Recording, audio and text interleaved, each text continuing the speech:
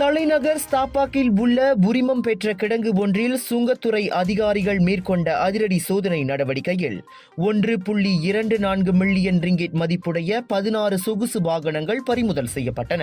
கடந்த புதன்கிழமை பிற்பகல் மணி 2:30 வாக்கில் அந்த சோதனை நடத்தப்பட்டதாக மத்திய மண்டல சுங்கத்துறை உதவி இயக்குநர் நொர்லேலா இஸ்மாயில் தெரிவித்தார். உரிமம் பெற்ற கிடங்கு ஒன்றில் மேற்கொள்ளப்பட்ட அந்த சோதனை வாயிலாக 48 மாதம் வைப்பு அனுமதி காலாவதியான பல இறக்குமதி வாகனங்கள் அங்கு பதுக்கி வைக்கப்பட்டிருந்தது கண்டுபிடிக்கப்பட்டதாக நொர்லேலா சொன்னார்.